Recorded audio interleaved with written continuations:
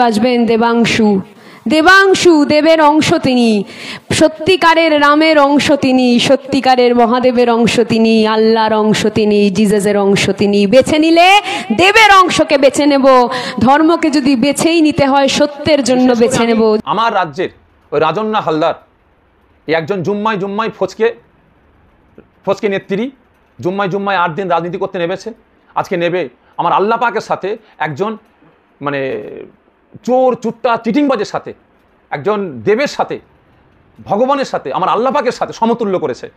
আজকে আমি আপনাকে বলছি, অবিলম্বে 24 ঘন্টার মধ্যে যদি ক্ষমা না চান, এবং আমার রাজ্যের মুখ্যমন্ত্রীকেও বলছি, আপনি আমার ধর্মগ্রন্থকে ছোট করেছেন, অবিলম্বে যদি ক্ষমা না চান 48 ঘন্টার মধ্যে, তাহলে আমরা আইনত ব্যবস্থা নিতে বাধ্য হব।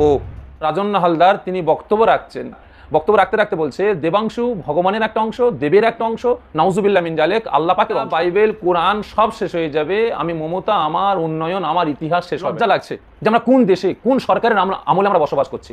ওই সরকার, যে সরকার ধর্মকে নিয়ে ছিলিমিলি খেলছে, নিজের গদি বাঁচাবার জন্য। আসামের মুখ্যমন্ত্রী একটা বক্তব্য রাখতে তিনি বলছেন যে এ দেশ তৈরি করেছে হিন্দুরা, এ দেশে বসবাস করতে হলে হিন্দু হয়ে থাকতে হবে। তৃণমূল প্রার্থী দেবাংশুকে আল্লাহর সঙ্গে তুলনা করছেন, যা একেবারে ইসলামের পরিপন্থী এটা, এবং মুখ্যমন্ত্রীও কোরআনকে অবমাননা করেছেন এবং হিন্দু ধর্ম খ্রিস্টান ধর্মের গ্রন্থকে অবমাননা করেছেন। কি প্রতিক্রিয়া? আস্তাগফিরুল্লাহ, নাউজুবিল্লাহ মিন জালিক। আমরা কোন দেশে কোন রাজ্যে বসবাস করছি? বিশেষ করে আমার দেশের কেন্দ্র সরকার এবং আমার রাজ্যের রাজ্য সরকার যেভাবে এরা রাজনীতি শুরু করে দিয়েছে, পশ্চিমবাংলার নাগরিক বলতে এবং দেশের নাগরিক বলতে আমাদের লজ্জা লাগছে যে আমরা কোন দেশে কোন সরকারের আমলে আমরা বসবাস করছি। ওই সরকার, যে সরকার ধর্মকে নিয়ে ছিলিমিলি খেলছে নিজের গদি বাঁচাবার জন্য, ধর্মীয় আচরণকে শেষ করার পরিকল্পনা করছে। কদিন আগে দেখছিলাম আমার রাজ্যের মুখ্যমন্ত্রী মমতা ব্যানার্জি, তিনি এক জায়গায় বক্তব্য দিতে বলছেন যে গীতা, বাইবেল, কোরআন সব শেষ হয়ে যাবে, আমি মমতা, আমার উন্নয়ন, আমার ইতিহাস শেষ হবে না। গতকালকে দেখলাম আপনার দেবাংশুর হয়ে একটা মহিলা রাজন্না হালদার তিনি বক্তব্য রাখছেন।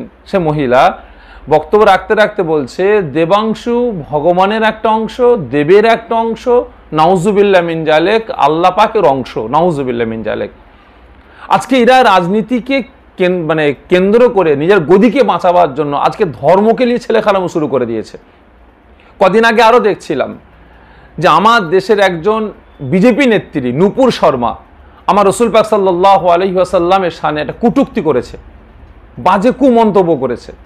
তারপরে আসামের মুখ্যমন্ত্রী একটা বক্তব্য রাখতে আমার রাজ্যে এই ইলেকশনে ভোট প্রচার করতে এসে তিনি বলছেন যে এ দেশ তৈরি করেছে হিন্দুরা, এ দেশে বসবাস করতে হলে হিন্দু হয়ে থাকতে হবে। আর কত আমরা সহ্য করব?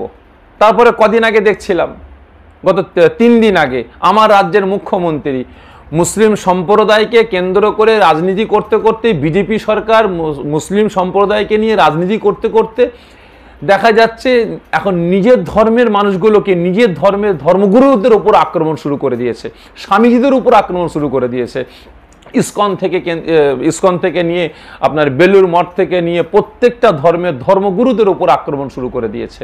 অবিলম্বে এগুলো বন্ধ করা হোক। আর বিশেষ করে আমি খুবই খুশি হয়েছি যে আজকে হিন্দু ধর্মের ধর্মগুরুরা তিনারা মহারাজদের বিরুদ্ধে আমার রাজ্যের মুখ্যমন্ত্রী যে কটূক্তি করেছেন তেনার বিরুদ্ধে যেভাবে আন্দোলন হচ্ছে, অবশ্যই আন্দোলন করা দরকার, প্রতিবাদ করা দরকার। আমি মহারাজদের বলবো, আপনারা আমাদেরকেও ডাকুন, আমরাও যাব আপনাদের সাথে পা মিলাবো, আপনাদের সাথে হাতে হাত মিলাবো, আপনাদের সাথে আমরা রাস্তায় নামবো।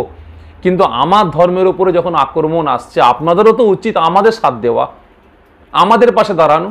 আসুন আমরা হিন্দু, মুসলমান, জৈন, খ্রিস্টান প্রত্যেকটা ধর্মের ধর্মীয় নেতারা কাঁধে কাঁধ মিলিয়ে, হাতে হাত মিলিয়ে আসুন। যারা কেন্দ্র থেকে নিয়ে রাজ্য পর্যন্ত, কেন্দ্র সরকার, রাজ্য সরকার যেভাবে ধর্মের উপরে আক্রমণ চালিয়ে ধর্মকে হাতিয়ার বানিয়ে ধর্মীয় বিভাজন শুরু করে ধর্মীয় আচার আচরণকে নষ্ট করে যেভাবে রাজনীতি শুরু করে দিয়েছে, এদের বিরুদ্ধে আসুন আমরা সক্রিয় হয়ে কাঁধে কাঁধ হাতে হাত মিলিয়ে আমরা প্রতিবাদ আন্দোলন করি। যদি এইভাবে আমরা কাঁধে কাঁধ হাতে হাত মিলিয়ে যদি একসাথে আমরা প্রতিবাদ না করি, তাহলে আগামী দিন এরা আরও বেশি করে এরা ধর্মীয় আচার আচরণকে কেন্দ্র করে রাজনীতি করতে আরম্ভ করে দেবে।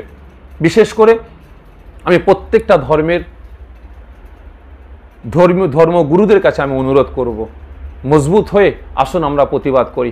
কারণ আজকে আমার রাজ্যের, আমার দেশের যতগুলো নেতাকর্মী আছে, আমি জানতে চাইছি আপনাদের কাছে, এই ইলেকশনটা আসলে কি আপনাদের মাথা খারাপ হয়ে যায়? আপনাদের কি ব্রেন শর্ট হয়ে যায়? নাকি আপনাদের মাথার কোনো তার কেটে যায় যে পাগলের মতো আপনারা ধর্মগুলোকে নিয়ে আপনারা আচার আচরণ করতে চান, এক একটা ধর্মের উপর আক্রমণ করতে চান? কেন আমার দেশে কি কর্মস্থান নেই? আজকে লক্ষ লক্ষ যুবক তারা কাজ পাচ্ছে না, এ রাজ্যে ও রাজ্যে, এ দেশে ও দেশে তারা ছুটে বেড়াচ্ছে একটু কর্মের জন্য, একটু সংসারটাকে সুন্দরভাবে চালাবার জন্য। আজকে কি আমার রাজ্যে আমার দেশে কি মানে চাকরি প্রার্থীগুলো নাই? যারা যোগ্য চাকরি প্রার্থী তারা আজকে দিনের পর দিন, মাসের পর মাস, বছরের পর বছর আন্দোলন প্রতিবাদ করছে। তাদের পাশে দাঁড়িয়ে কি আপনারা ভোট প্রচার করতে পারেন না? আজকে আমার দেশে দিনের পর দিন প্রত্যেকটা জিনিসের দাম আকাশ ছুঁতে আরম্ভ করেছে। একে কেন্দ্র করে কি আপনারা ভোট প্রচার করতে পারেন না? একে হাতিয়ার বানাতে পারেন না?